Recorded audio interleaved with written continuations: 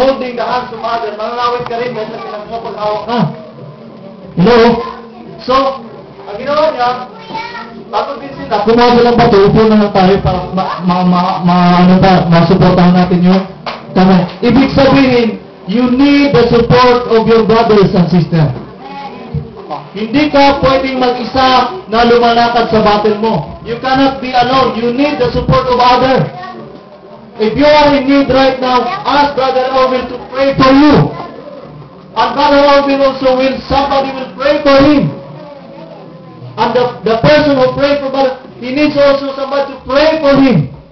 So if there is someone who agree with you, then you will always win your battle.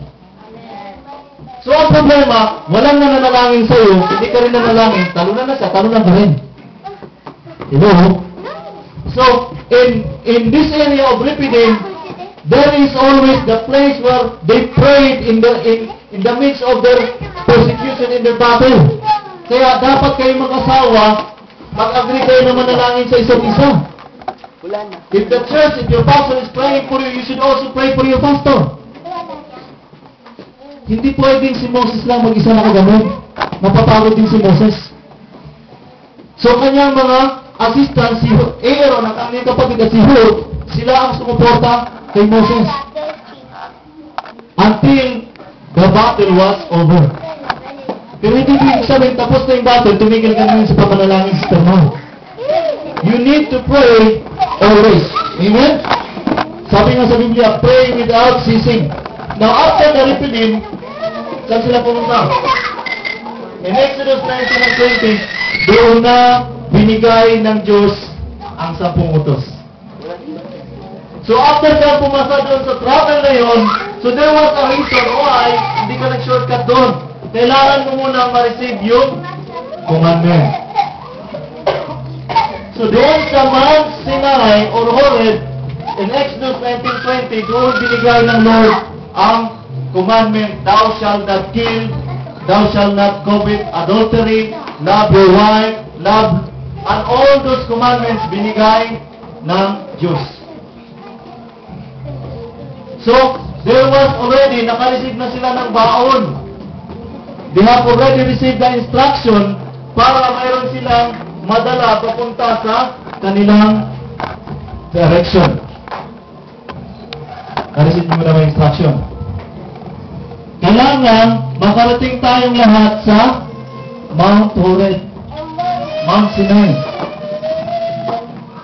Because it's very important, without the Word of God, this is your Word, the Bible, it represents the commandments of God.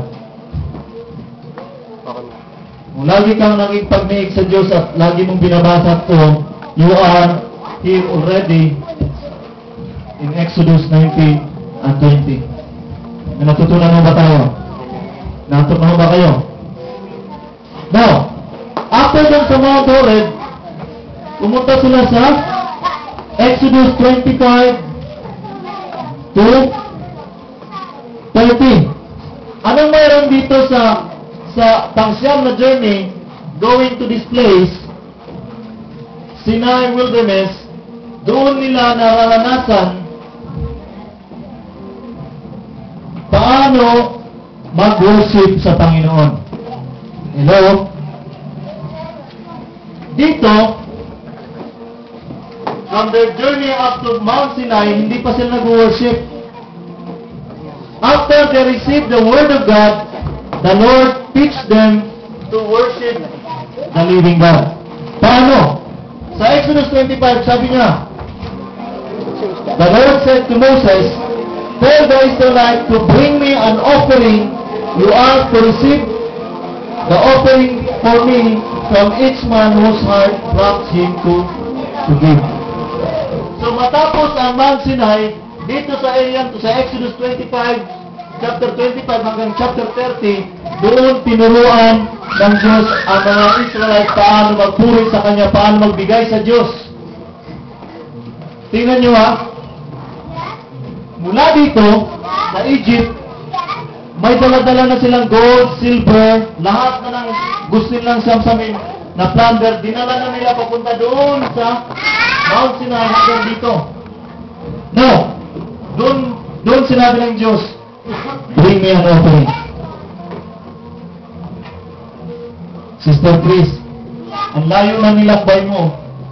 There are already 8 stages na nilakbay mo. Pang 9, doon pa lang humingi ng offering ng Diyos sa'yo.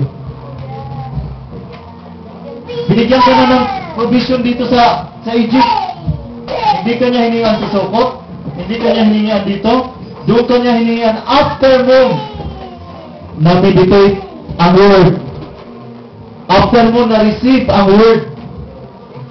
Ang sabi niya, bring me an offering. Kung ano yung binigay ko doon sa inyo sa Egypt, ibig sabihin, hindi kayo hihingian ng Panginoon ng offering kung hindi nyo muna kayo i-bless saan kayo galing. So the blessing you will receive the blessing